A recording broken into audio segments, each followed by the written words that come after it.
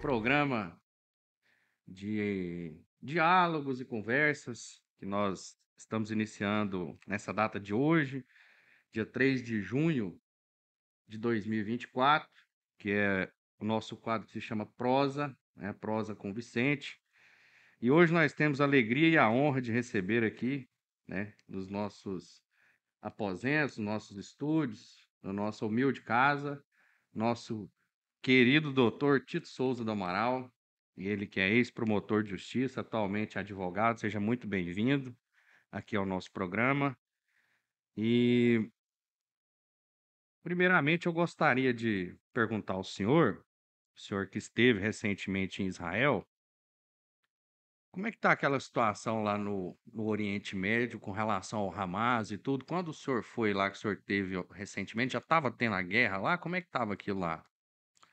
Muito bem, Vicente. É uma honra, uma alegria estar aqui no Prosa com o Vicente.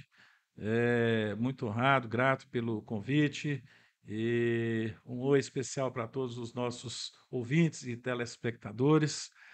E é muito bom estar aqui com você, especialmente aqui com a sociedade palmeirense. Bom, eu estive recentemente em Israel, mas antes do início deste conflito que estamos vivendo hoje.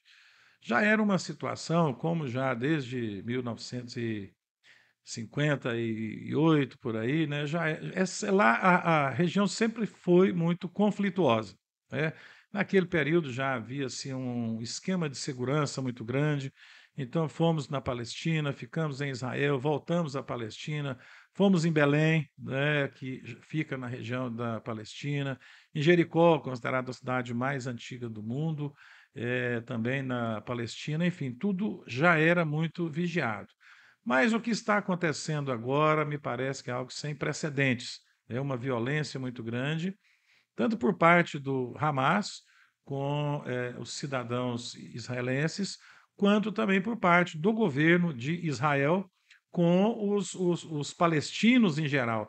Porque, a bem da verdade, o governo de Israel, a propósito de acabar com o Hamas, está fazendo um verdadeiro genocídio lá em Israel, né. Então, é uma situação muito complicada, não é fácil, e temos muitos brasileiros que morreram lá, e agora governos próximos ali, como recentemente o Irã, antes da morte do seu presidente, né, do seu primeiro-ministro, o Líbano também ontem teve um conflito grave lá em que uma bomba de Israel caiu no Líbano, não sei se de propósito ou não, mas o fato é que morreram mais de 20 pessoas. Enfim, é uma situação muito grave. Não é simples da gente fazer uma análise, mas realmente é necessário que haja uma intervenção mundial ali para parar de morrer gente, tanto do lado israelense quanto do lado palestino. Nós não podemos confundir Hamas com palestinos,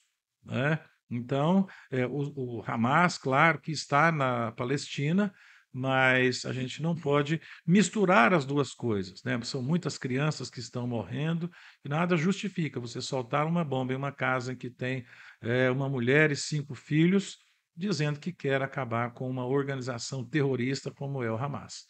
Inclusive, fazendo um adendo nessa situação aí, a o Líbano é o local onde hoje habita o Hezbollah, que é um outro grupo islâmico radical também, que a pretexto de também acabar com eles, né, de combater esse grupo e as suas atividades ali, houve no início dessas operações lá na Palestina também, houve ataques lá no Líbano, né, a título de combater o Hezbollah e tudo.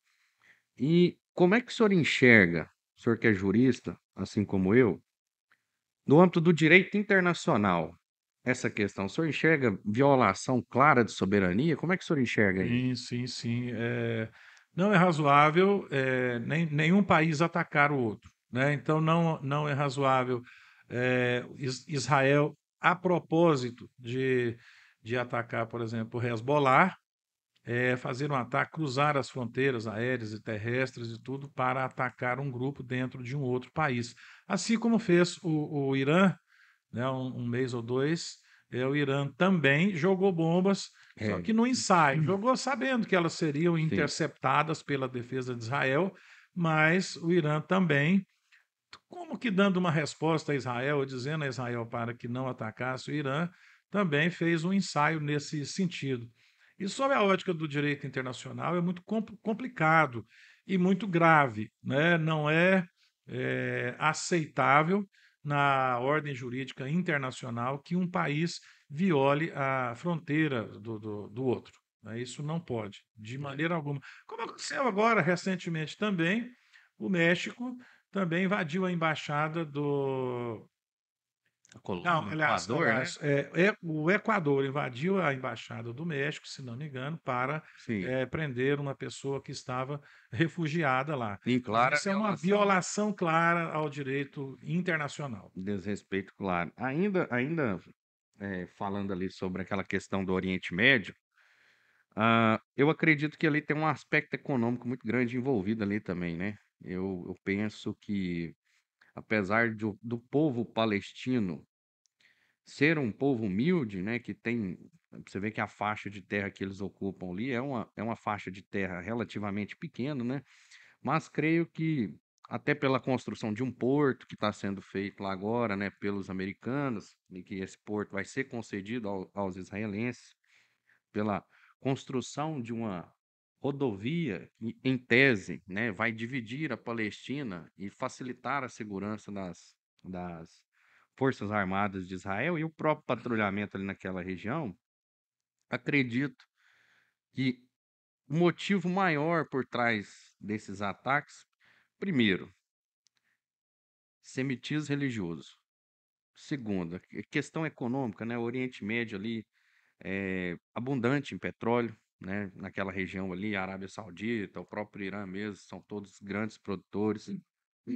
E a, e a população palestina, como sendo árabe, penso eu, né? É vista como um empecilho para o desenvolvimento econômico de Israel naquela região, porque de fato eles habitam ali, né? E o interesse israelense, né, que nós todos sabemos aí, nós estamos vendo, é não deixar que eles permaneçam naquela localidade, né. Nesse sentido, né, e para fechar esse assunto também, vou expressar aqui as minhas sinceras manifestações e condolência a todas as vítimas daquele conflito, independentemente se são palestinos ou israelenses, né. Deixar aqui as minhas condolências e deixar também aqui o meu abraço para as famílias enlutadas que estão, evidentemente, passando por um verdadeiro inferno aqui na Terra, né. Prosseguindo então, doutor Tito, ah, continuando ainda sobre a geopolítica, política internacional e tudo, vamos falar de Rússia e Ucrânia, que também é um outro conflito. Esse o senhor teve lá ou não? Esse o Não, senhor não teve não, na não Europa tive. nesses últimos essa já Hum, vai fazer 3 anos já, né?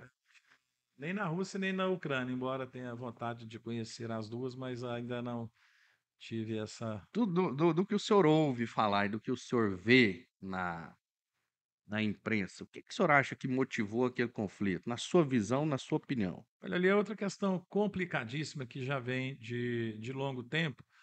A Rússia ficou, depois do fim da Guerra Fria e a cada dia mais, a Rússia ficou um pouco isolada, a ordem jurídica internacional. E eis que a Ucrânia, então, ameaçou fazer um pacto com a OTAN. E aí, então, a Rússia falou: olha, se você fizer o pacto com a OTAN, porque aí os foguetes ocidentais alcançariam a Rússia com facilidade se tivesse uma base ali. A Rússia, ao que parece, queria a neutralidade da Ucrânia. Se não ficar do nosso lado, pelo menos que não fique do lado da OTAN e tal, com esse tratado. Pois bem, então a Rússia acha que tem razão, né? Porque, olha, eu estou defendendo o meu território. Muito provavelmente, se fossem os Estados Unidos, também agiriam assim, Leia-se a né? crise dos mísseis em Cuba, né, Da- que teve.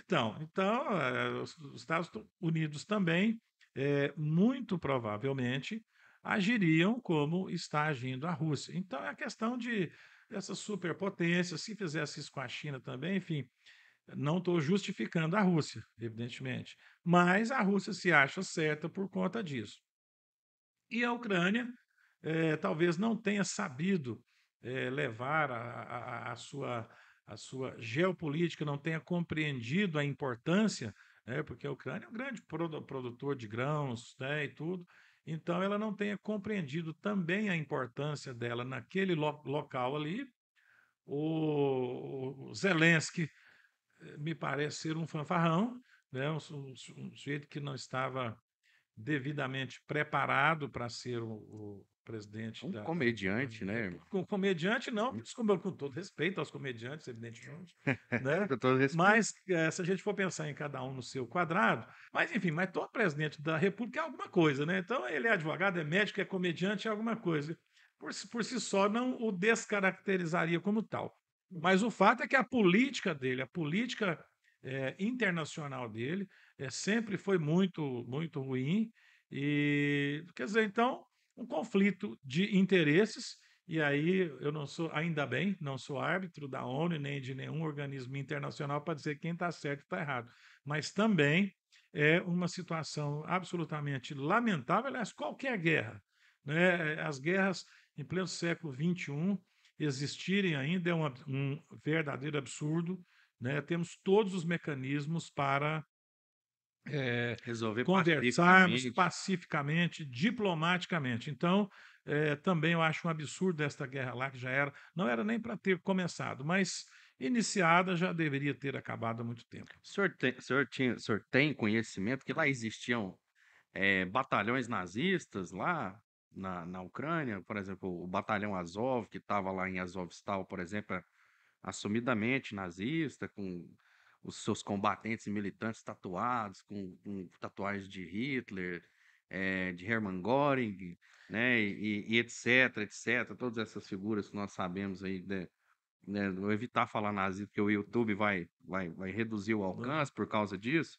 O senhor tinha conhecimento? O senhor Sim, já sim. viu alguma coisa? Olha, a extrema-direita, como a extrema-esquerda também, está em todos os países. Sim. Né? Então, nós temos, não só lá, mas lá tinha também um núcleo importante dessas comunidades lá. Pois bem, então, eh, embora isso não justifique essa intervenção tão violenta da Rússia lá, né? Teríamos também outros mecanismos, a própria Ucrânia, se quisesse ter, porque não me ocorre que o Zelensky tenha apoiado esse grupo ostensivamente. Mas isso não pode existir, evidentemente, em país nenhum. Isso está longe da liberdade de expressão, da soberania dos povos. O nazismo é algo que nós devemos combater sempre e não podemos aceitar em espécie alguma em país nenhum. Mas temos nazistas aqui no Brasil também, claro que não temos batalhões de nazistas, temos nos Estados Sim, Unidos, sim. até na Alemanha ainda tem ainda, mas são grupos que devem sim ser combatidos insistentemente, porque a ideia do Holocausto é uma ideia que tem que ser combatida sempre e não podemos aceitá-la jamais. E as ideias muitas vezes são sementes perigosas, né? Veja bem há quanto tempo Sim, ocorreu isso. Nós temos até hoje aí pessoas que defendem, propagam e difundem, né, de fato, essa ideologia. Ainda sobre esse assunto, a sua visão, o senhor acha que os americanos, os Estados Unidos estão se beneficiando com a guerra? sempre. Os Estados Unidos se beneficiam Sempre, sempre né? de qualquer Sempre. guerra. Por quê? São os maiores produtores de armas do mundo, né? Os Estados Unidos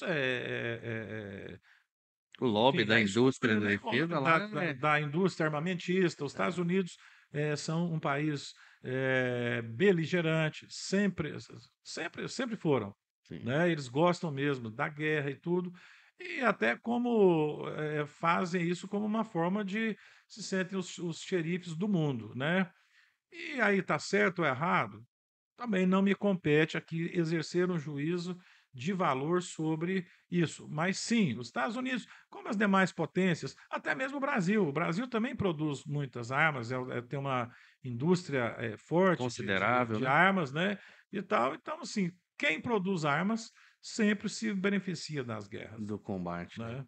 Nós tivemos aí recentemente o Emmanuel Macron falando que, na verdade, parece que ele já até enviou, né? Tropas para a Ucrânia. Que o senhor acha disso? Você acha que isso é uma escalada desnecessária? O que que o senhor pensa? O senhor acha que isso é só, como se diz, jogada de marketing político, né? Porque ele está bastante desgastado dentro da própria França por várias questões de agronegócio, implantou uma agenda verde muito radical que sufocou os produtores rurais, tal. O setor agrícola francês tem sofrido muito nesses 2 anos, inclusive por conta da ajuda, né, que a zona do euro resolveu dar à Ucrânia, e tirando taxas e tributos para facilitar o escoamento da mercadoria dos ucranianos para, em tese, ajudar o governo ucraniano. Só que eles, tentando resolver um problema externo, eles criaram um problema interno. E agora, na minha visão, essa manobra de enviar, parece que 2.000 soldados, né, franceses já foram, estão lá já, para a Ucrânia. O senhor acha que isso é o quê? É uma escalada real do conflito? Porque não sei se o senhor tem acompanhado, o Macron ele está encarnando o Napoleão, né? Ele tá realmente beligerante. O que que o senhor acha disso? A França é um país pequeno, como quase todos os países da Europa, né? Por isso que a gente fala que o Brasil é um país continental, né? Como os Estados Unidos também são. Sim. Mas, enfim, a França é um país pequeno, mas tem uma importância histórica, Geopolítica. né? Muito, muito, muito grande. Então, eu creio que numa guerra como da Rússia e Ucrânia, o que são 2.000 soldados a mais? Eu acho que não significa. Então, muita coisa.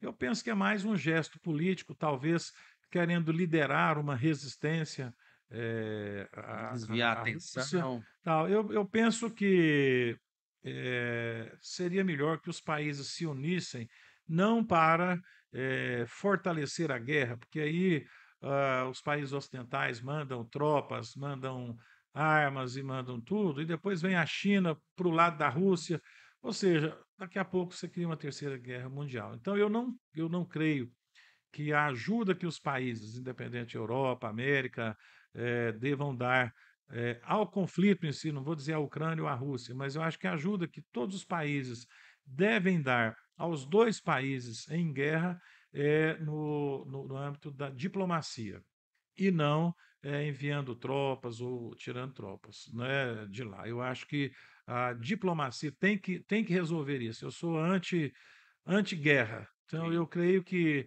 não é você mandando mais soldados e tal. Agora, é claro que a França tem os seus objetivos. A França não está fazendo isso só porque acha os ucranianos e as pessoas mais lindas do mundo. Então, tem sim interesses políticos. Não se sabe depois, na hora que esse conflito acabar, na hora de partir o bolo do que restou, eventualmente, da Ucrânia, o que a França vai reivindicar disso. Mas fato é que a França não está fazendo isso só pelos bons olhos do pessoal do povo da Ucrânia, não. Sim, Mas a solução passa pela negociação, eu sempre, sempre. concordo plenamente, perfeitamente. Também sou anti-guerra. E como sou anti-guerra, vamos falar de uma que não aconteceu ainda, mas na minha visão tá para acontecer. China e Estados Unidos. O senhor acha que é um combate iminente, inevitável? O que que o Nunca, senhor acha sobre isso? nunca. O senhor acha que não? China e Estados Unidos não vão se enfrentar nunca. Eles estão muito dependentes uns dos outros, Não, né? porque é o seguinte, China é dona de quase todo o capital que está nos Estados Unidos hoje. E a China cresceu muito, embora haja muita miséria do seu povo, mas o Estado chinês é muito forte. Forte. Tanto que tem lá internamente é o comunismo, mas externamente a própria China já cansou de dizer que é uma economia de mercado. Economia de mercado. Portanto, o que nós vemos é que os grandes empresários, grandes conglomerados chineses eh, estão adquirindo terras, títulos do mundo todo, não é Sim. só dos Estados Unidos, não, do Brasil também, enfim, aonde tem uma boa oportunidade, pode ter certeza que há um chinês andando atrás. Pois bem, e a China é o equilíbrio Eu falo, para os Estados Unidos. falo por causa daquela questão de Taiwan, o senhor tem Sim, perfeitamente sim, ciência, né? aquilo é um balão de ensaio, aquele ninguém, os Estados Unidos jamais vão se meter com aquilo, mas é claro, Eu também acho que não. fica essa briga aí, essa briga aparente, porque então a China tem muitos interesses nos Estados Unidos.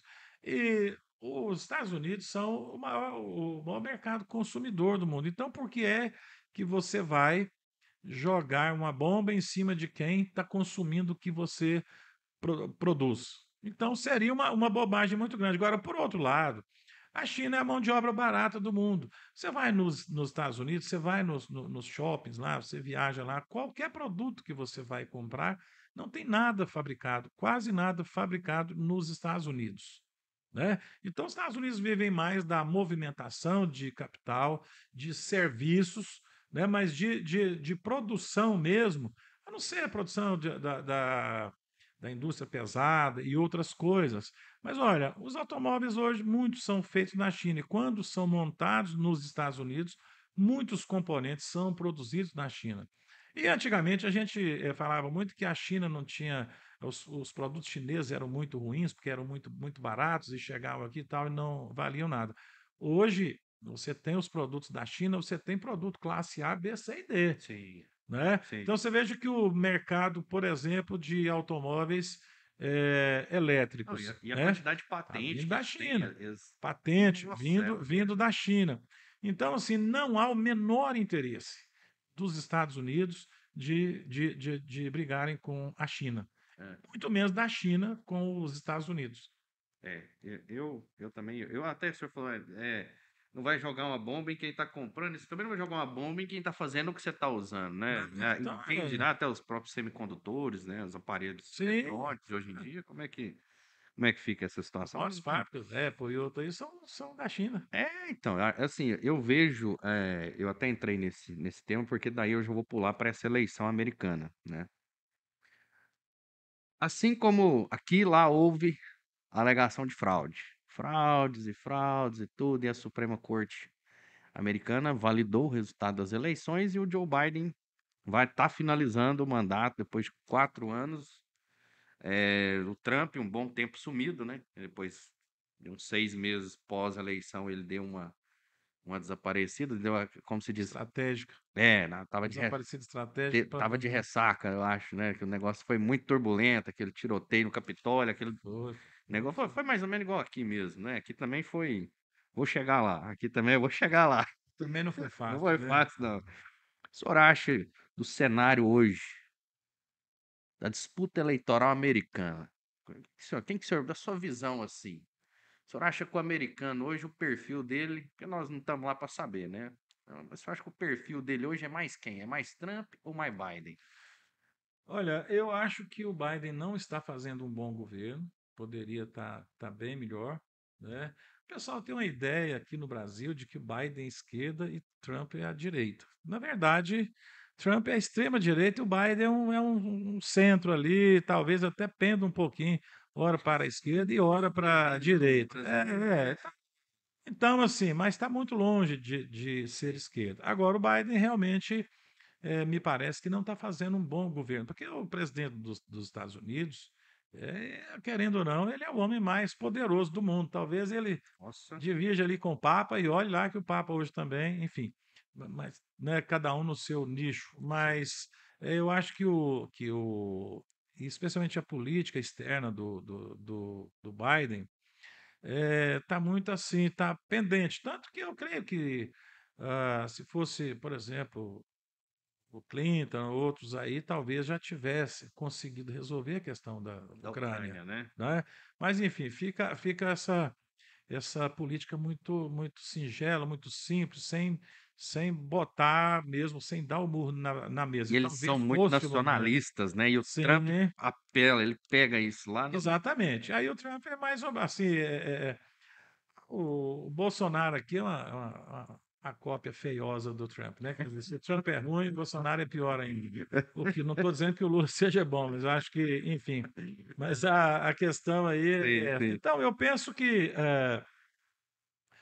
a eleição dos Estados Unidos me parece que hoje o Trump teria boas condições de vencer, né? Até porque me parece que fisicamente o Biden não está tão bem assim. As Sim. pessoas falam e a gente não sabe nunca se é verdade ou não. ele anda esquecendo algumas coisas, Errando os talvez ele já lugares, né. talvez ele não sei, mas talvez ele já esteja experimentando o início de alguma demência, alguma coisa assim, eu não sei, não Eu posso já eu dizer já ouvi algo que sim ou também que não, parecido. mas a gente escuta alguma coisa, sobre isso.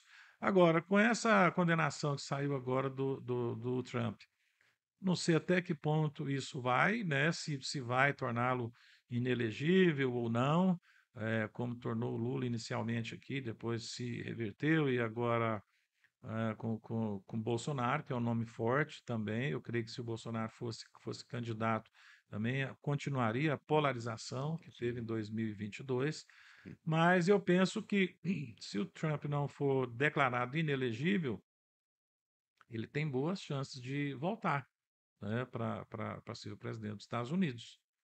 Vamos aguardar para ver o que que Eu vai, concordo, né? eu concordo. Acho que se ele não ficar inelegível também, ele tem boas chances, né. Apesar de o Biden estar com a estrutura governal americana, que é, de longe, a mais forte e a que tem mais capital, né, no mundo, ele realmente ele tem apresentado alguns episódios, inclusive em público, né, Uhum. cumprimentando pessoas que não existem, perdido às vezes em É, alguns eventos, né, é coisa da idade, assim, a gente vê que ele não tá fazendo aquilo porque ele e aí é quer, uma claro que pressão não. também muito grande, né? Embora não Nossa, justifique o sujeito se é, o ex-presidente Collor dizia que quem não tem competência não se estabeleça, mas enfim, se ele se propôs a ser o presidente dos Estados Unidos, não ele pessoalmente, mas as pessoas que estão ali à sua volta, não, você vai ser o nosso candidato. Ele tem que dar conta não, de e fazer.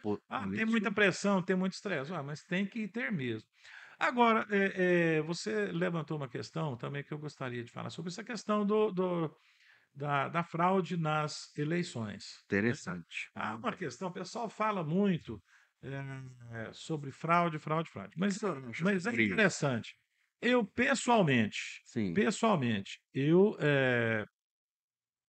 não creio que tenha havido fraude. O senhor como cidadão. Como cidadão, eu não creio que tenha havido fraude. E, primeiro, a primeira razão, que é a seguinte: as urnas são, elas são offline, então elas não ficam ligadas. Não dá para você falar: olha, o cara fez ali ele mudou o resultado na última hora ou fez aquilo ali e tal. Fraude é sempre possível. Onde há a mão do homem é possível. E tem a Então, zerésima, né, você você falando que ele fala é assim, offline, é impossível haver fraude? Eu falo, não, não. tudo é possível. Agora, sempre fizeram tudo de uma forma que, a hora que você zerou ali as urnas, Sim. você não tem como mexer mais nela. Agora, por outro lado, eu penso que se tivesse havido fraude, olha, nós vamos trabalhar, vamos pegar aqui o Brasil claramente, olha, nós vamos trabalhar para que o Lula seja eleito. Todo mundo sabe que 70% é do Bolsonaro, mas nós queremos que seja o Lula. Então, pronto, então nós vamos fazer isso. Ora, será que não haveria nenhuma pessoa que participou disso para vir a público e dizer que, olha, aconteceu isso? Será que no Brasil todas as pessoas são absolutamente leais umas às outras, que não haveria ninguém? Então, este é um ponto. Segundo, eh, todo mundo, todo mundo que eu digo, todas as pessoas interessadas, eu conversei já uma certa época com engenheiros da USP, da Unicamp, da UFG, o pessoal que conhece muito. Me disseram: "Olha, que é possível ter fraude em qualquer sistema do mundo, é possível ter fraude. Não conseguiram Não há uma invadir lá possibilidade, o né. exe as forças armadas lá dos Estados Unidos. Sim. Agora, que é possível mas ninguém conseguiu aqui abertamente invadir aquelas urnas até hoje. Ninguém deu conta até hoje, Sim. tá. Tem umas fake news aí que falam e tal, então esses Inclusive o engenheiros falam que não tem O jeito. TSE ele libera, né, antes do período das eleições, ele libera o sistema para Sim, averiguações, para faz todo um ver e tal, com todos os cuidados, sim, evidentemente, mas bota ali gente, fala: "Ó, então você vai tentar", é, contrata o pessoal que invade os sistemas, como é que chama? os hackers, Os os hackers e tal. hackers. Então, enfim. Agora, é uma coisa interessante Tem até o hacker do que TSE, né, o tal do Delgado. então, né, agora, Ai, ai, ai. é o seguinte, agora como é que você vai fazer Ai, uma fraude seletiva? porque veja bem, se alguém fosse construir alguma coisa assim, ia construir de uma forma tal que ia eleger também os parlamentares para dar governabilidade ao eleito, ao escolhido.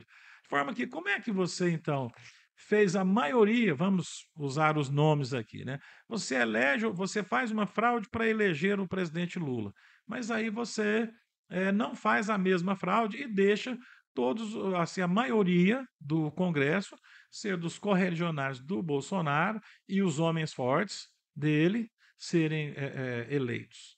Quer dizer, seria um contrassenso enorme, já que você está disposto a fazer uma fraude, vamos logo fazer uma fraude bem feita e levar todo mundo e vamos botar isso aí pronto. Quer dizer, ah, não, mas a gente deixou alguns aqui só para o povo não achar muito ruim, só para pensar.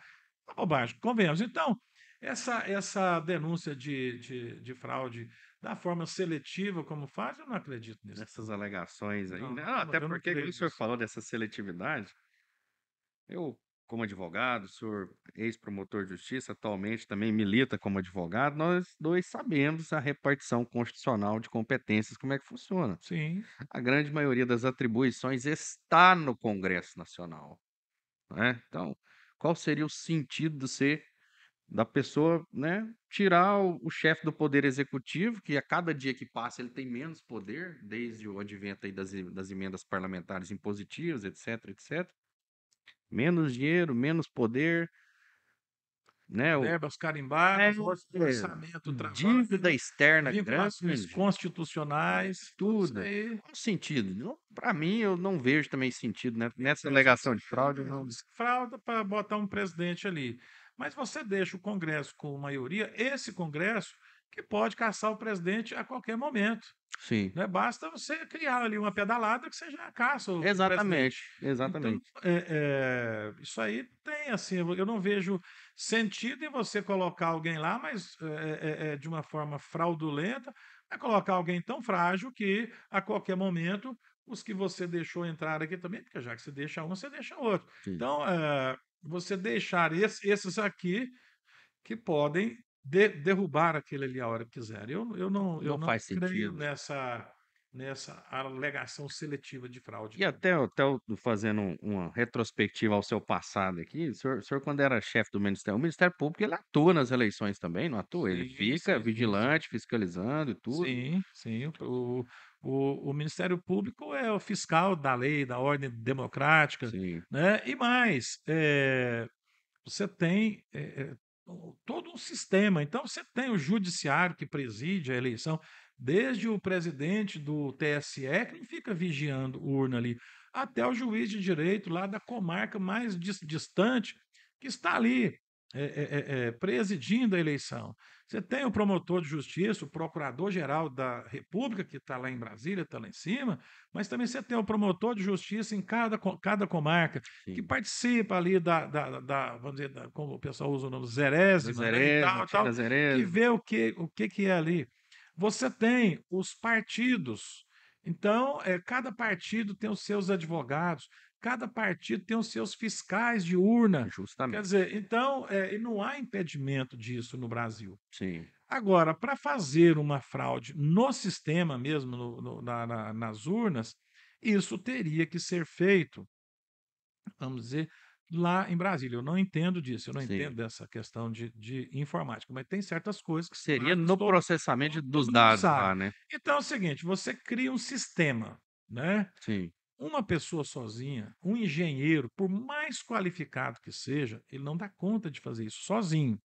Então, olha, se ele tem um chefe, né, digamos que o presidente do TSE fala: olha, eu quero que você jogue aí 52% para o candidato A e 48% para o B. Ah, então tá bom, beleza, beleza. Ok. Primeiro, ele tem que botar alguém ali para ele falar isso, uma pessoa da absoluta confiança dele. Agora, essa pessoa que está fazendo aquilo ali, ela tem que ter os subordinados, que trabalham, que botam a mão na massa. Como é que essas. Olha, então, olha, nós vamos fazer o ali, ali, ali. uhum, 48 para esse, 52 para aquele. Esse, por sua vez, vai passar. Então, pronto, criou o sistema, baixou tudo ali, ok, ok. Aí vai mandar o sistema para cada TRE. uhum. Chega lá no TRE, o TRE convoca uma reunião Então convoca os juízes eleitorais, os presidentes de partido, os advogados, os membros do Ministério Público, etc, para todo mundo: "Olha, então nós vamos botar aqui agora, nós vamos girar isso aqui, tal, tal". Ok, girou, zerou, testa aqui, pronto, acabou, testou. Quer Sim. dizer, é possível haver fraude? É, mas eu acho difícil demais, porque naquele momento ali, aquela urna não vai ter nenhuma ligação com a rede mundial de computadores mais. Só na hora de transmitir isso aí para o TRE. Mas quando o presidente da mesa eleitoral transmite aquilo para o TRE, já saiu o mapa da urna. Então, o fiscal do candidato A, o fiscal do candidato B, do candidato C, já viu e assinou ali. Agora, se o sujeito teve aqui 48% dos votos e o outro teve 52%, e chega lá 58 e 42, oh, peraí, mas na minha urna não deu isso, não. Inclusive, ele está com a cópia do, Sim, do, do sim. mapa lá.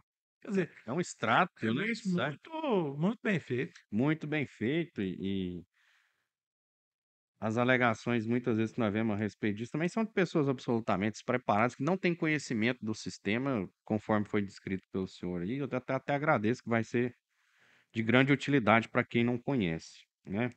Então vamos continuar aqui, agora vamos falar de Brasil, né. Qual o cenário que o senhor enxerga no Brasil nos próximos 2 anos? Nós temos eleição daqui 2 anos, né. O que que o senhor acha que vai acontecer? Os candidatos que tem no nome aí, o radar, o senhor acha que o Lula vai à reeleição? Acho que o Bolsonaro se torne elegível novamente. O que que o senhor acha que vai acontecer?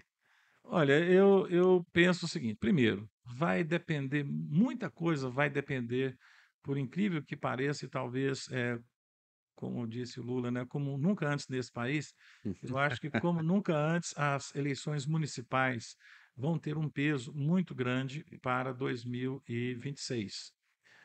Pela seguinte razão: nós estamos vivendo ainda uma polarização muito grande entre vamos dizer, o pessoal do PT e o pessoal do Do Bolsonaro. Bolsonaro. Porque a gente tem que falar Bolsonaro, porque o PT tem nome, agora o Sim. Bolsonaro não tem partido. Então, todo dia tem um É, partido, agora mesmo, acho que. Ah, não, ele está no PL agora. Mas, tá enfim, vendo? você não tem como falar assim, olha, então vamos. Aí você falar entre direita e esquerda. Esse é um negócio que não existe também no Eu Brasil. também não Você falar que acredito. Lula é esquerda, ah, não tem esse negócio. Então, é o seguinte, ele está mais de centro-esquerda e o Bolsonaro está à direita para a extrema-direita. Né? Sim. Então, assim, pessoal, e tem gente que nem sabe o que é isso, sabe? É, Você vê, às vezes, algumas entrevistas, o que é direita, o que é esquerda? Se você perguntar para um direitista convicto quais os postulados da direita, ele não sabe. eu acho que ele vai E às vezes repetir você o perguntar para um esquerdista também quais os postulados da esquerda, ele não sabe. Quer dizer, então o povo fica ali eu não vou nem falar Flamengo e Vasco, que sim, tá, ganhamos ontem 6-1, mas enfim. sim. Mas então é o seguinte, é um fla-flu, sabe? Que as pessoas não sabem nem quem é o goleiro de um time e do outro, mas está torcendo ali e matando o outro ali na saída do estádio. Então é o seguinte, eu penso que nessa eleição municipal agora, nós vamos ter uma noção do tamanho desse dualismo que existe no Brasil hoje. Sim, Então nós vamos ver assim, olha, como é que está o povo. Então você falou, olha, 60% dos prefeitos eleitos estão mais à direita, 40% mais à esquerda. Fala, opa, então o cenário de 2026, a né, e tendência tal. Agora, se ficar mais ou menos como sempre esteve ali e tal, meio a meio, né? Ok, os partidos mais ali de centro, que ficam sempre ali, que estão sempre no poder, PMDB, etc. MDB hoje não é PMD mais. MDB está sempre do lado de quem está ali ganhando. Como sempre, isso é histórico, né? Então vai depender muito. 2026 vai depender muito disso. Agora, é claro que eh, Lula sendo candidato à reeleição ou não, que eu acho que vai ser, né? E Bolsonaro, inelegível ou não, se eles conseguirem tirar a inelegibilidade do Bolsonaro no Congresso, como tem muita gente defendendo isso. Eu até defendo isso também. Eu acho que o Bolsonaro devia ser candidato. Tem o direito de Não que eu concorrer. goste dele, eu acho ele uma figura horrível, mas enfim. Mas eu acho que, assim como tiraram o direito do Lula de uma forma absolutamente ilegal, né? Tá todo mundo vendo aí o que que o Sérgio Moro fez e tudo, Eu né? acompanhei, Pois bem, eu acompanhei. então, eh, se fosse para fraudar a eleição, vocês acham que eles não teriam fraudado para tirar o Sérgio Moro da Dallagnol do esquema? Do Você pleito? É, então. enfim, mas aí é o seguinte, eu acho eh, que o Bolsonaro, deveria ter o direito à revanche com o Lula, sabe, ou com quem viesse, Uhum. né, porque fica muito ruim você não dar a chance, então falar: "Ó, não, nós temos certeza que nós", o pessoal lá né, da mais à esquerda: "Ó, tenho certeza que nós temos condições de derrotar o Bolsonaro, então vamos para as urnas". Olha, como lá em 2018, tenho certeza que nós temos condições de bater no Lula, mas por via das dúvidas, vamos botar ele na cadeia, deixar ele preso, ainda que de uma forma absolutamente sem obedecer ao devido processo legal, como ficou provado. Então, eu achei muito ruim isso, né? Não que eu fosse votar no Lula, mas eu acho que ele tinha que ter o direito de se candidatar. Como eu acho também que o Bolsonaro agora deveria ser dado a ele o direito. É o seguinte, agora sim, então nós já nos enfrentamos uma vez, o Lula ganhou por pouco ali, então nós vamos enfrentar de novo para ver. Se ganhar a prova dos 9, pronto, né? É. Mas se o Bolsonaro não for candidato, certamente o candidato que ele apoiar, aí tá todo mundo correndo atrás dele, Tem uma né? base. Então, o Ronaldo Caiado É. está andando atrás para ver se tem o apoio dele. Tem hora que falam na Michele, Uhum. na esposa dele, que poderia. Ou seja, mas qualquer candidato que for sair mais à direita, necessariamente, para ter alguma chance de êxito, terá que ter o apoio dele. Falo no Tarcísio, eu não creio que o Tarcísio seja candidato em 2026. Eu também acho. Eu acho que ele sairá forte em 2030 se fizer um bom governo em São Paulo. Ele é muito Eu jovem acho que esse ainda. ano deve ser o Zema ou o Caiado, um desses dois. O Zema está ali, talvez o Caiado saia com a Michelle como vice, ou a Michelle com cabeça de chapa Caiado como vice, ou o Zema. Enfim, eu acho que o Eduardo Leite também, que fala que queria, mas não é possível que ele vai renunciar de novo, voltou, vai e volta. Mas ele tem chance também, mais ao centro, né? Sim. Mas eu acho que nós temos poucas lideranças conhecidas no Brasil todo hoje, né? Se você pegar qualquer um desses, Ronaldo Caiado mesmo, né? Ele Fala vale em ser candidato a presidente, mas ele não tem o conhecimento no Brasil, como as pesquisas mostram. Você pega o Tarcísio não teve tempo de ser conhecido no Brasil todo ainda.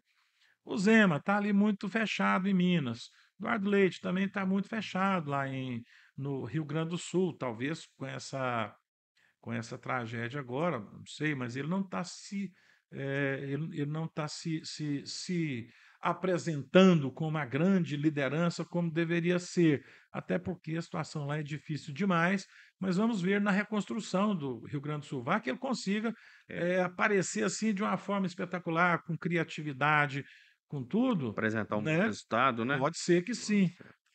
Eu acho que o Brasil está precisando de lideranças. O Brasil precisa sair de Lula e Bolsonaro, sabe? São duas figuras que deveriam já, enfim, já bananeira que deu cacho, Deveria ser superado, né? né? Já está Ah, superado. o senhor falou do Eduardo Leite, o Eduardo Leite no PSDB, evidentemente, Sim. né? O senhor acha que o João Dória foi injustiçado? O João Dória, eu lembro que naquele episódio da pandemia, né, houve até um episódio que o Bolsonaro não queria que fizesse a Coronavac, mas aí depois foi lá e pegou as 40 milhões de vacina que ele tinha arrumado para imunizar o estado dele, né, que é o coração financeiro da federação. Foi lá, pegou naquela atitude atabalhoada do Bolsonaro ali, né, que ali foi uma, como se diz, uma grande derrapada nele na condução da crise. Pegou aquelas vacinas, distribuiu, né, o governo federal fez aquele plano nacional de imunização, distribuiu. E o João Dória, eu falo isso que morei em São Paulo, no lugar de ser o herói da coisa, ele virou vilão. O senhor acha que ele foi injustiçado? Como é que o senhor vê a figura do João Dória hoje? Não que ele eu acho que ele nem tenha pretensão de disputar mais nada, até porque não precisa disso, mas como é que o senhor vê o É, eu esse penso que o eu acontecido com ele? penso que o João Dória foi muito pretensioso, Foi. porque ele foi eleito prefeito de São Paulo, antes do meio do mandato, ele renunciou, se candidatou a governador. Antes do término do mandato, ele renunciou para tentar, desculpa, se viabilizar como presidente, como candidato a presidente. Pois bem, sequer se viabilizou como candidato. É o que o Tarcísio acho que tomou Exemplo, né? como exemplo, fala, gente, eu entrei agora, eu vou renunciar antes do término do meu primeiro mandato, talvez eu não tenha tido de dizer, tempo de dizer a que vim. Então, eu acho que o Dória foi muito pretensioso nesse sentido. Agora, a política, já que você tocou no Bolsonaro, a questão das vacinas e tudo, política no combate à pandemia do Bolsonaro foi uma lástima, mas naquele ponto específico ele agiu com correção, porque nós não poderíamos deixar naquele momento a história do cada um por si. Então, nós não poderíamos deixar o Estado de São Paulo só porque tem o Butantan, e porque o governo de São Paulo viabilizou aquela parceria e criou a Coronavac, mas o plano de combate a qualquer pandemia tem que ser Nacional. nacional, não pode ser ó, cada um por si e tal. Então, naquele aspecto, o governo do Bolsonaro Justiça seja feita. correção, sim, sim. A política geral dele não foi boa, mas naquele ponto específico ele deveria tá, o ministro lá deveria ter feito exatamente como fez.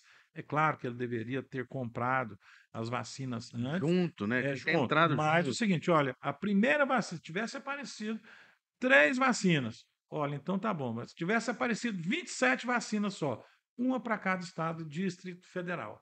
Porque, não, então tem 27, nós vamos dar uma ali para A, para B, porque nós somos uma federação. Sim. Então, numa federação, não tem um estado mais rico que o outro. Né? Nós estamos vendo o Rio Grande do Sul agora, os estados mais ricos, culturalmente mais avançado, né? Tradicional, né? Pronto, está passando por essa tragédia agora, os nossos irmãos do Nordeste Sim. estão enviando donativos de lá, estão mandando dinheiro, estão mandando coisas em A espécie. vida deles também não é fácil, Não, né? não é fácil. Então, às vezes, o sujeito está tirando um quilo de arroz da casa dele para mandar para o irmão lá do Rio Grande do Sul. Então, volto a insistir. Nesse ponto, o Bolsonaro agiu corretamente. Ah, bom, bacana, bacana. E o senhor tocou num assunto aí das eleições municipais, e o senhor sabe que nós temos aqui na nossa cidade aqui uma pessoa ilustre daqui, né? O ex-governador Marconi Perillo. O senhor tem conhecimento com ele? Como é que é a sua Aí relação? nós somos amigos, gosto muito dele. Ele é uma figura muito querida aqui na Muito, cidade, né? O Marconi Perillo. Marconi é um sujeito O muito, senhor muito, foi muito, muito chefe do querido. Ministério Público no estado de Não, não, eu Goiás? fui Como é que foi? não, na verdade eu fui conselheiro do Conselho Nacional do Ministério Público em Ah, você Brasília. lá no No CNMP. Ministério, no CNMP, no Ministério Público de Goiás, eu nunca exerci nenhum cargo de chefia. Ah, entendi. Então o senhor era conselheiro lá. Sim, mas eu trabalhei na Secretaria de Segurança Pública durante o governo do Marconi, durante os 2 governos dele.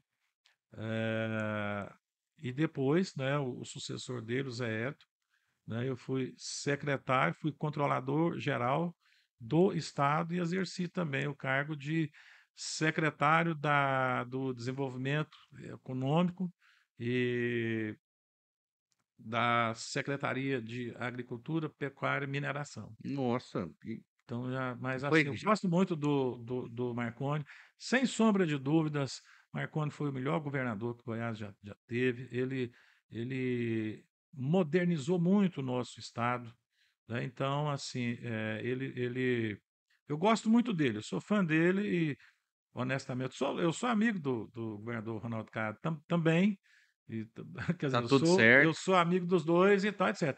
Mas eu torço muito para que o Marconi volte um dia a ser É, até, governador do nosso estado. até pelo, pelo estágio, né? Que o Marconi pegou a coisa, ainda não era tão, vamos dizer, digital, não é, a internet não estava tão difundida naquela época, essa questão da informática. E parece que ele deu um verdadeiro punch Sim, nessa sim. direção, né, o estado deu uma informatizada, igual você falou, ele Olha, eu modernizou muito. assessorei na Secretaria de Segurança Pública no primeiro governo dele, né, entrei em 1º de janeiro de 1999. Sim. E realmente foi um avanço. Olha, na área de segurança pública, Isso é interessante na a área gente de falar sobre isso. segurança pública, então ele tinha muita interlocução com o presidente Fernando Henrique Cardoso, né, e o secretário de Segurança Pública, então, na época, o ex-senador Demóstenes Torres, então, havia uma interlocução muito boa com o governo federal. Foi nessa época, e por provocação do estado de Goiás, que se criou o Fundo Nacional de Segurança Pública, que existe até hoje, passou por depois, né, por Lula, por Dilma, por Temer, por Bolsonaro, volta Lula e tal. Então, é o Fundo Nacional de Segurança Pública que existe até hoje para ajudar os estados.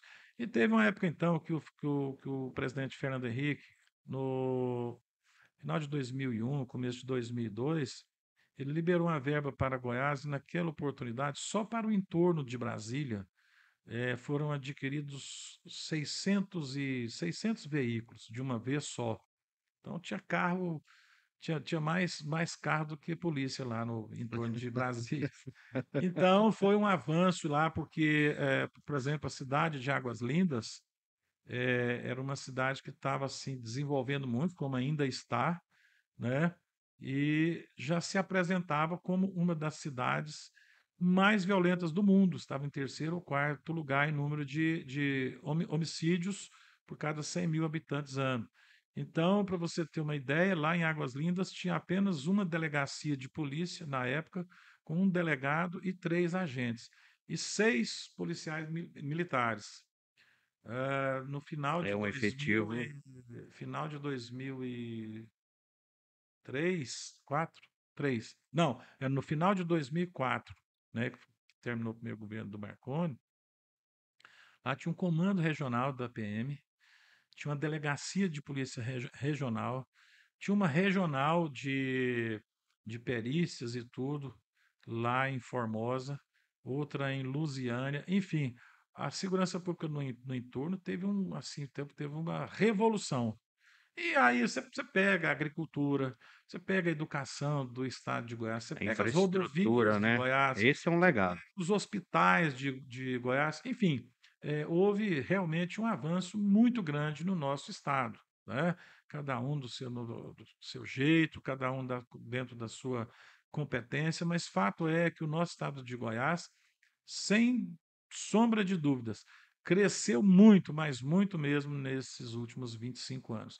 Com o governo Caiado também está crescendo muito, ou seja, Goiás é um estado que não para e não vai parar, Não vai independente do parar. próximo governador. Sim, Se for Daniel Vilela, se for Marconi, se for, enfim, quem for, quem for. Goiás continuará a crescer, porque o nosso impulso é muito grande, a nossa agricultura, a nossa agropecuária é muito forte e, acima de tudo, estamos partindo para a industrialização. Não estamos simplesmente mandando carne in natura fora mais. Sim, Estamos industrializando aqui, sim, industrializando a soja e outras indústrias também. sim. Então, Goiás não para mais. Própria questão logística também, né. Logística, Nós né, a fazemos Norte-Sul, fronteira vamos ver se a Norte-Sul começa a funcionar 100%, a sim, Leste-Oeste, sim, né, vamos ver quanto que conseguem terminar Leste-Oeste, enfim.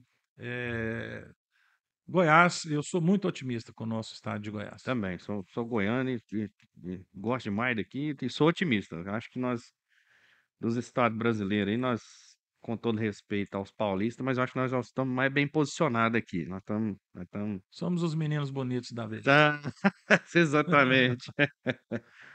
E assim, nós falando de questão de Goiás e tudo, vou fazer um gancho com o seu tempo de promotor e da experiência que o senhor teve também na parte do governo e tudo. Qual a relação da segurança dos problemas da segurança pública, na sua visão, com a educação que nós temos hoje?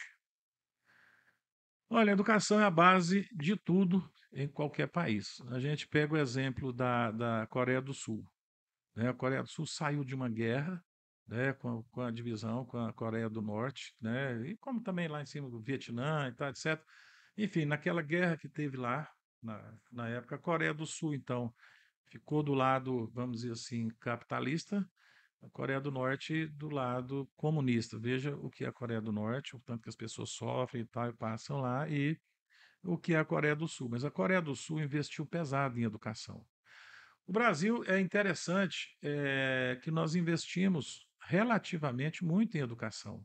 Nós não investimos pouco, investimos muito. Só que aí já é uma opinião, né, Pessoal, pessoal minha, o Brasil investe muito mal. Porque a União, que tem mais recursos, que investe mais, ela investe já no ápice, ou seja, a União é encarregada de investir no ensino universitário. Então, e aí os municípios no ensino fundamental, na primeira fase, né, ou seja, até até o nono ano, às vezes até o quinto ano, né? E os estados, então, ficam ali com o ensino médio, né? E parte ali também da segunda parte do ensino fundamental. Ou seja, no Brasil nós investimos mais, com mais força, com mais igualdade no final. Então a União investe em quem está lá em cima, quem já está entrando na universidade, mas nós estamos recebendo na universidade pessoas que não foram devidamente preparadas lá embaixo, lá na pré-escola. da base. Todos nós sabemos que isso é em qualquer lugar. Se você for construir uma casa, não adianta você botar um telhado bonito se você não tiver uma boa base, porque a casa vai cair, A fundação é né? Isso é bíblico, está lá no Evangelho. Jesus falou: olha, construa é, sobre a pedra. Você construir sobre a areia, vem o vento e leva. é. Pois bem, então eu acho que nós investimos mal, né? Então nós tínhamos que ter. Aí você fala, qual a ligação da segurança, da educação com a segurança?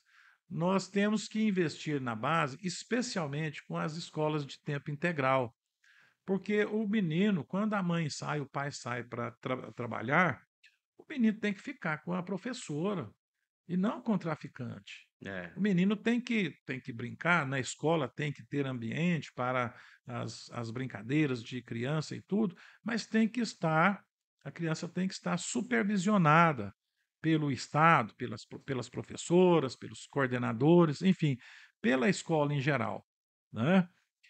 Mas aqui acontece exatamente o contrário. Então você pega, dá uma péssima base, aí o filho de papai que tem condições de estudar na escola particular desde o princípio, então, quando ele termina o ensino médio, ele presta vestibular para uma federal, para uma escola pública e passa de primeira. O outro, que estudou a vida inteira na escola pública, aí quando chega no final, ele não consegue passar na federal, na estadual, etc. Ele vai ter que, então, que fazer a universidade pagando, ou seja, é uma total inversão, sabe? Isso é uma coisa assim que eu não sei como é que as pessoas não conseguem entender isso, Isso não deu conta de pagar, não termina, sabe? né? É Aí aquele tá, aquele aí você, dilema. olha, eu estava vendo esses dias, eu não sei, eu não me lembro agora do percentual, mas é um número altíssimo de jovens, eh, de jovens entre 15 e 21 anos que não estudam, que não trabalham e que ficam em casa. Agora você pega um jovem de 15 anos, um adolescente de 15 anos, ele não tem trabalho, ele não tem lugar para estudar ou não quer, porque ter lugar tem, ele não quer. Ou não tem condições, não tem um ônibus, não tem, enfim, alguma coisa. O que é que essa pessoa vai fazer? Vai ficar em casa o dia todo, a noite toda? Não vai. Vai sair inventando moda.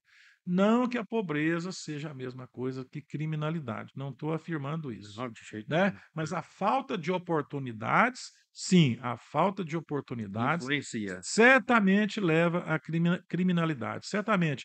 Não é falar que bandido é vítima da sociedade, não.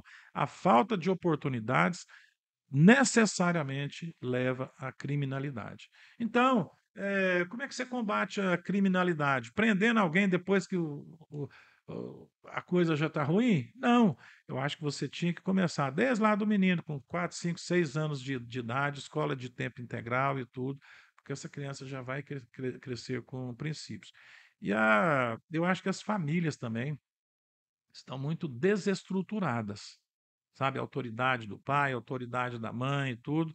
A criança tem que, a pessoa, o ser humano tem que crescer com limites, porque se ela não tiver limite em casa, se ela não tiver limite na escola, se ela puder pegar um pedaço de pau e bater no professor, você vê menina aí de 10, 12, 13 anos agredindo os professores em sala de aula. Como é que essa criança que não tem limite em casa, não tem limite na escola, vai ter limite quando for um adulto no mercado de trabalho? Vai ter Realmente. mesmo, ainda mais se achar uma arma e botar na cintura, vai querer dominar o mundo, né? Então é necessário que eu acho que a gente virar nosso sistema escolar de cabeça para baixo, de ponta cabeça, como você que é paulista, o paulista gosta de dizer de ponta cabeça. Então, virar isso aí e os investimentos principais e mais importantes serem feitos a partir da pré-escola. Eu acho que todo mundo, olha, eu acho que mesmo as escolas, as universidades estaduais e federais, tinha que fazer um teste ali. Fazer um teste um teste não, fazer uma entrevista, uma pesquisa, uma sindicância. Quem puder pagar, paga. Quem não puder pagar, não paga. Entendeu? Então, é o seguinte, não é você tirar da escola, da universidade, quem não pode pagar.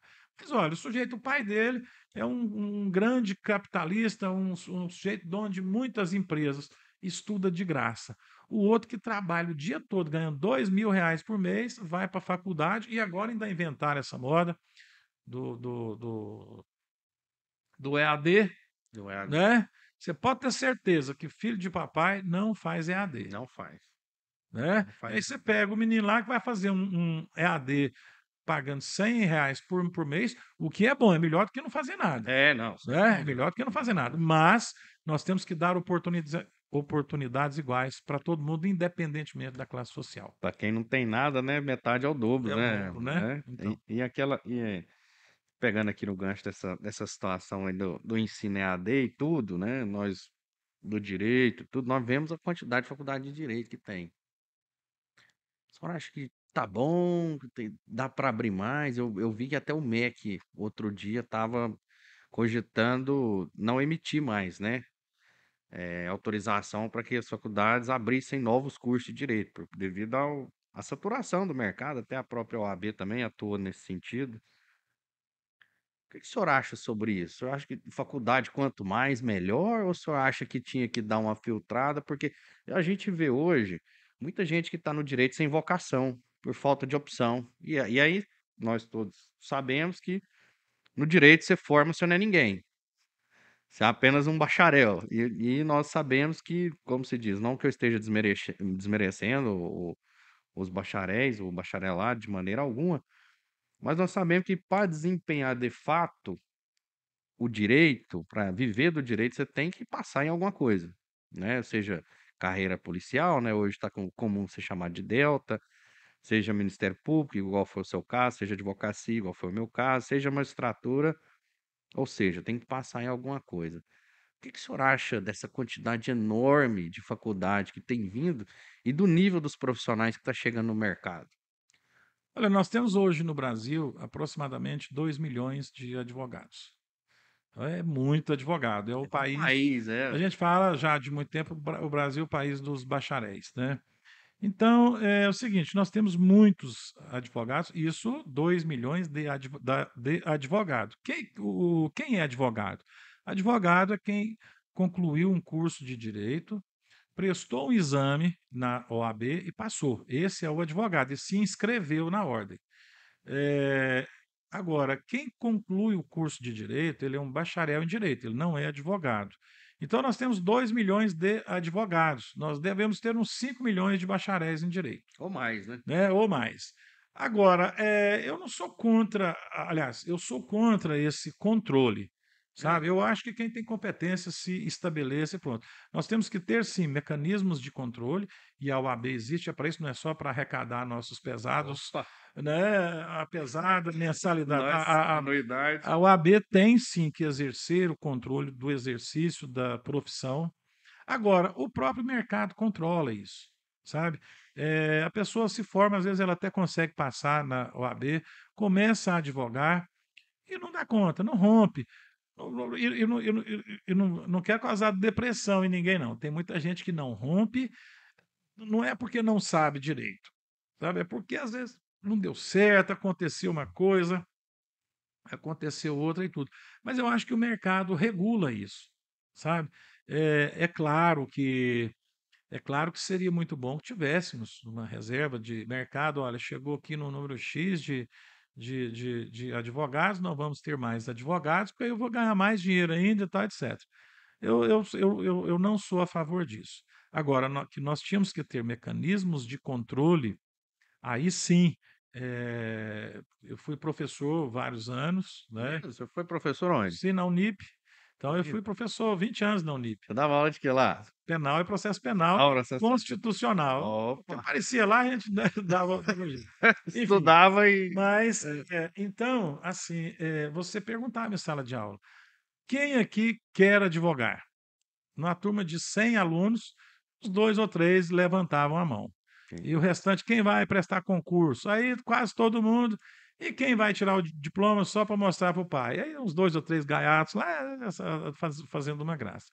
Mas fato é que muita gente que entra numa faculdade de direito já entra sabendo ou não querendo advogar, porque há um preconceito da sociedade muito grande em relação aos advogados. Mas certamente, e eu posso dizer, porque eu já fui delegado de polícia, já fui promotor de justiça e sou advogado, era antes e voltei. Das funções da justiça, a advocacia é a mais difícil. É mais difícil porque, até você atingir um certo patamar, você não atua especificamente em uma área, aí você tem que fazer de tudo um pouco, e o direito é muito amplo, sabe, como a medicina, você tem um generalista ali, não é fácil. Então, por exemplo, você pega um promotor de justiça, um juiz de direito, olha, tem um cara ali que ele só atua na vara de família. Você pega o promotor, só atua na vara de crimes punidos com reclusão.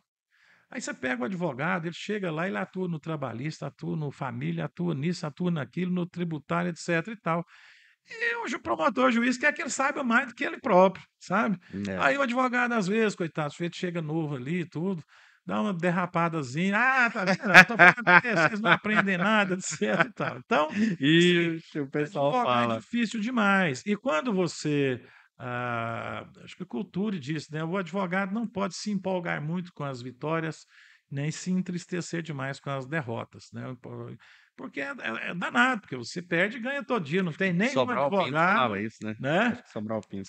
Sobral Pinto falava isso, porque é o seguinte, não tem nenhum advogado que ganha todas as causas.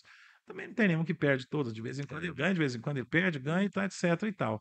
Mas o cliente, você já fez isso, você às vezes pega uma causa aí, por exemplo, eu atuo muito no criminal, às vezes você vai fazer um júri, tem 3 qualificadoras ali para o sujeito, um homicídio qualificado, com 3 qualificadoras.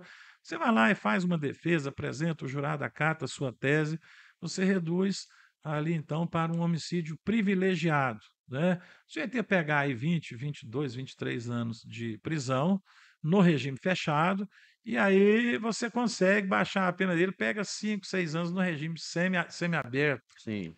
Aí o sujeito fala: "Pô, doutor, mas o senhor não deu conta de me absolver". Pelo Quer amor dizer, de então, né, Deus. aí você fica nessa. Então, assim, É, às vezes você está trabalhando para construir um acordo, né, sim. você está trabalhando para construir um acordo, aí o cliente chega: "É, doutor, acho que o senhor está mais do lado dele do que do meu". Eu falo: "Não, eu estou tentando". "Ah, mas o senhor estava conversando com o advogado da outra parte". É, "Escuta, mas como é que você queria que eu conseguisse um acordo se eu não conversar com a outra parte?", né. Quer dizer, então é muito difícil isso, mas nós tínhamos sim, o Estado brasileiro como um todo tinha que fiscalizar melhor as faculdades, não só de direito, de engenharia, de medicina, de tudo, sim. para que nós tivéssemos eh, cursos de melhor qualidade. Mas aí eu Medicina. volto ao que eu dizia há pouco.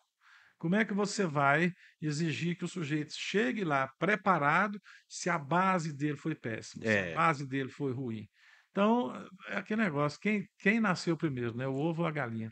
Inclusive a medicina mesmo, e ultimamente, né, com essa popularização e difusão da internet, ah, nós vemos aí ultimamente que tem casos de erro médico, como a gente diz no direito, erro grosseiro, né? É grosseiro, Erro é. grosseiro, erro grosseiro.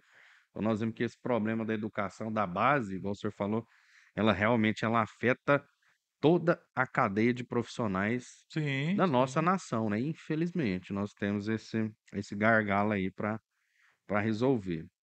Ah, uma outra, uma outra questão que eu vou abordar agora, a, inclusive para nós terminarmos aqui, por questão do nosso horário, que já está batendo aí na porta. O senhor foi grão-mestre da maçonaria, né? Se o senhor pudesse descrever para nós, em poucas palavras, como é que foi a sua experiência com o grão-mestre? O que que você mais aprendeu naquele cargo? O que que você nos diria? Olha, a maçonaria é uma sociedade, a gente fala, discreta, né, muita gente fala que é secreta, na verdade não é. Então é uma sociedade, não é uma religião, a maçonaria não prega nenhuma religião, mas a crença em Deus. Então, se você crê em Deus, você pode ser maçom, você crê em Deus, tem bons costumes e a sua esposa ou a sua mãe autorizarem, né, você pode ser um maçom, né. Meu caso foi E minha o mãe, né? a sua mãe, você é Ela solteiro, né, então. é, Eu tive que pedir autorização para minha mãe, para minha esposa, para minha avó, enfim, para todo minha sogra, para todo mundo. Mas felizmente todas você não elas queria concordaram. problema com ninguém, né? Até é isso, né. É, Você iniciar alguém já que está bem em casa, um sujeito livre, de bons costumes e tudo, e você inicia para ele ter problemas com a família dele, não faz sentido nenhum, né, porque o nosso lema principal não é consertar ninguém, é aperfeiçoar cada um, né. Então, maçonaria é isso, é uma reunião de homens todos iguais. Então nós pregamos a igualdade, a fraternidade e a liberdade.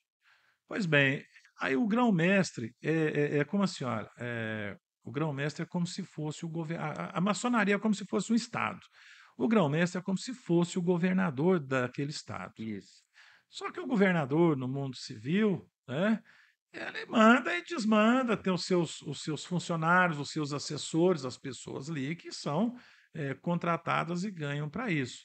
A maçonaria não, somos todos iguais. Então você trabalha, você tem também a sua assessoria, né?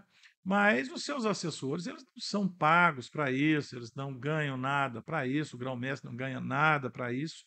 Então você tem que ter exercer o cargo de grão-mestre com uma liderança diferente. Você fala muito mais vamos do que vá, né? Então você tem que convidar para que esteja do Interessante. seu lado e não você determinar que a pessoa faça isso ou faça aquilo. Porque não adianta você querer ficar sentado ali no seu trono e mandando as pessoas fazerem que não vai dar certo. Então eu aprendi muito nesse sentido, né, de exercer a liderança no seu filosoficamente falando, da sua melhor forma possível. Não aprendi tudo, claro, tem mil coisas para aprender sobre isso, mas eu tive experiências muito boas, né. Além do mais, nós somos, em Goiás, em torno de 8.000 maçons, né, nós somos 3, a gente fala potências, né, temos a Grande Lodge, o Grande Oriente do Brasil, o Grande Oriente de Goiás, somos quase 8.000 maçons. Então, em 3 anos que eu fiquei como grão-mestre, eu conheci muito mais de 2, 3.000 pessoas que eu não conhecia, são irmãos e tal, né, Muita gente, hein? nos reconhecemos assim, mas hoje, depois eu fiz muitos amigos. E nesse aspecto, cada pessoa tem o seu jeito, então, você quer dizer, você não me conhecia, Não. nem maçom você era, né, eu que Não, te não. iniciei, né, você quer dizer, Pô, estávamos lá e tudo. sim, Então assim, então eu passei a ter muitos amigos, sim. né, e bons amigos, sabe por quê? Todo maçom, quando um maçom se aproxima de outro, existe a presunção de que aquela pessoa é uma boa pessoa, que passou por uma sindicância e tudo. Então, quando eu chego perto de um maçom, eu estou realmente, efetivamente, perto de um irmão. Tem irmãos que deixam a desejar? Sim. Você tem, em vários lugares, você tem políticos que não são bons, você tem professores que não são bons, tem pastores, padres, enfim, muita gente, mas o que a gente quer é que todos sejam bons. Então a gente parte do pressuposto de que todo mundo na maçonaria é bom. Eu aprendi isso, a confiar ainda mais nas pessoas e ter esse aconchego. Em qualquer cidade que você vai, você encontra um irmão mesmo que você nunca tenha visto. Eu achei muito bom, certa feita, eu estava em viagem de férias, estava em Amsterdã, na Holanda. Aí tá fazendo uma compra lá e tal, encontrei meu irmão e tal, né?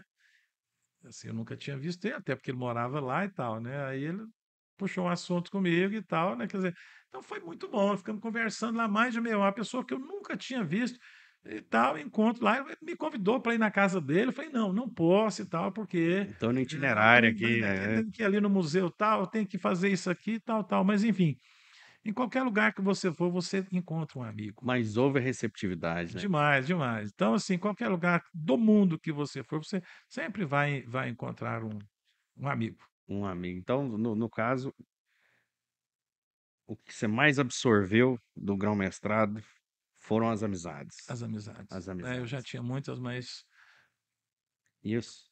aumentei por 10 ou mais. Triplicou. É, Não, não, mais, mais. não, 10 vezes mais, até complicou aí. E a sua amizade com Adolfo Ribeiro Valadares? Ah, o Adolfo foi o meu grande mestre, foi a pessoa que, vamos dizer assim, eu sempre digo que eu digo para os irmãos, né, falo: "Ó, se eu quando eu era grão-mestre, ainda: "Ó, se eu sou grão-mestre, a culpa é do Adolfo". Então, o Adolfo é um grande irmão, saudoso, né? Foi É. embora para os braços de Deus, ainda muito, muito novo, tinha muito ainda para contribuir. Vocês conheceram dentro da Sim, maçonaria? sim, Dentro da foi loja? foi mais um amigo que foi Mais um um amigo que amigo. eu fiz dentro da maçonaria. Tinha por ele um respeito muito grande, apesar da nossa pouca diferença de idade, mas eu via ele assim como um conselheiro, como um pai, uma pessoa que, enfim, que deixou um vazio muito grande na maçonaria, não só do estado de Goiás, mas do Brasil todo. O Adolfo era conhecido no Brasil e até no mundo. Sabe? Onde você vai e fala em nome de Adolfo, ou chego lá, fala, você é Tito de onde? De Goiás. Ô, Adolfo, Adolfo, todo mundo conhecia o Adolfo, era uma figura fantástica e eu tenho muita saudade dele e tenho muita honra de ter participado da abertura da loja daqui de Palmeiras, chamada Grão-Mestre Adolfo Ribeiro É, Valadares. para nós foi uma honra ter o senhor aí. Então, para finalizar isso aqui, eu vou te fazer uma pergunta, que inclusive é uma sugestão de um colega nosso que está assistindo aqui. Tem alguma pergunta que nunca foi feita para o senhor durante a sua vida, mas que você gostaria de ter dado uma resposta sobre algum episódio, algum problema que você teve? O senhor, pelo que eu vi, a sua vida foi muito mais sucesso do que fracasso, né? A balança aí, ela tá bem assim, mas o fracasso ensina muito. O problema ensina muito. Teve alguma coisa de alguma vez que aconteceu uma presepada que você não teve oportunidade de falar? Ah, não, presepada eu não vou falar não, isso aí ah, presepada. Olha, eu penso o seguinte, que aconteceram inúmeras situações difíceis que a gente passa enfim, são muitas coisas que esses erros, essas coisas nos engrandecem até, muitas Sim, delas, né, sim. e tal. Mas assim, acho que nunca teve essas dessas cabeludas assim, eu não vou contar. Mas olha, a gente viaja É, muito, a gente viaja muito, já que estamos aqui em Palmeiras, eu vou contar uma que nós passamos um apuro danado. é. Eh, a loja aqui de Palmeiras, Adolfo Ribeiro Valadares, antes de ter o seu templo próprio, trabalhava em Palminópolis, né, Sim, sim. para que as pessoas entendam, as reuniões, né. Então um dia da semana os maçons se reúnem, é a gente chama de loja, né, e então se reúnem em Palminópolis. E eu fui uma certa vez, então, participar de uma sessão à noite, lá em Palminópolis, e terminou muito tarde. e nosso carro estava sem combustível, assim, estava com um pouquinho de combustível só. Falei, não, dá para chegar em Palmeiras, porque lá em Palminópolis todos os postos já estavam fechados, a sessão terminou meio tarde, e nós estávamos, era um carro desses para 7 lugares, nós estávamos em 6 pessoas no carro, 6 irmãos no carro. Não, a gente abastece em Palminópolis, aí em Palmeiras. E andamos, e andamos, e andamos, e andamos, e o negócio acendeu aquela luzinha, ainda faltava 20 quilômetros, e a gente andava, andava, andava, andava, andava. Gente, já pensou se a gente ficar aqui no meio do mato? Quando chegamos aqui, o primeiro posto estava fechado, aí entramos para a cidade, virou aquela dificuldade. Bom, a hora que chegamos no posto, que abastecemos, pela capacidade do tanque, que a gente já conhecia, olha, não cabia nem 50 ml mais de combustível no carro, ou seja, a gente chegou Do no cheiro. suspiro, e aquilo, isso já era meia-noite. Falei, gente, o que que as pessoas vão pensar de 6 homens de paletó e gravata preta e tal, no meio do mato, hora dessa? Mas só pode ser, Isso é só pode ser e o essa. senhor era grão-mestre nessa época? Era grão-mestre, Ai, era que coragem grão-mestre. tudo aí, né? Como é que faz? Então, assim, mas nós viajamos muito, assim, na maçonaria, a gente viaja muito à noite, à tarde. Por exemplo, hoje mesmo, vamos terminar a sessão que volta de 10, 10 e pouco, Sim, iremos a Goiânia, está pertinho aqui, sim, né? Mas a gente viaja, por exemplo, no sábado agora, último, estávamos em Uruaçu, saímos lá de Uruaçu, 10 horas da noite, e chegamos em casa, já era 2 horas da manhã. A gente gosta muito disso, é muito bacana. Então são muitas aventuras. Agora, para dizer assim, não é que ninguém nunca me fez essa pergunta, aliás, eu gosto de respondê-la sempre, né? Fala assim, olha, mas tantas aventuras, tantas coisas, tantas, né, dificuldades que a gente passou, tanta superação que todos nós vivemos e passamos, né? Eu gosto sempre de dizer que a gente é um clichê, mas eu falo sempre, a gente tem sempre que se lembrar de Deus. Sem Deus na nossa vida, sem Deus nos ajudando, sem Deus nos iluminando, a gente não faz nada. E eu tenho todas as razões do mundo para ter absoluta certeza, não é acreditar, não, é ter absoluta certeza que Deus gosta muito de mim, porque Ele me protege demais. E a Virgem Maria também, que eu gosto muito de conversar com ela. E a família, né? A esposa, os filhos, os netos, sem essa rede de proteção, Deus e a família, você não faz nada, não consegue nada. E finalizando, quero te parabenizar, né? Opa, O Prosa o com prosa, Vicente, prosa. parabéns. Eu desejo que você tenha muito sucesso nesse propósito seu de informar as pessoas, né? De trazer novidades às pessoas, de trazer um pouco de paz, um pouco de amor a esse mundo, né? Sim, Para que a gente possa, você jovem, muito jovem ainda, daqui a uns dias você vai ter seus filhos e tal, para que a gente possa deixar para os que nos sucederem, nossos filhos, nossos o netos, primeiro já um tá aí, mundo já tem melhor. um já, Já tem um, já pois é. tem um. Então, que a gente assim consiga deixar um mundo melhor para todos eles, principalmente através do nosso exemplo. Tá bom, E então. obrigado por ter me convidado e por esse bate-papo que foi bacana demais. É, Gostei muito. agora Obrigado mesmo, agora eu Vicente. vou tratar, o senhor já identificou, agora eu vou te chamar de Serenice. Serenice, ó. Ó, só para que as pessoas saibam, sereníssimo é o tratamento que tem na maçonaria, viu? Mas obrigado, viu? Obrigado, Obrigado, valeu. obrigado. Então é isso, pessoal. Muito obrigado aí quem tá assistindo aí até agora. Semana que vem tem mais um. E até a próxima. Abraço.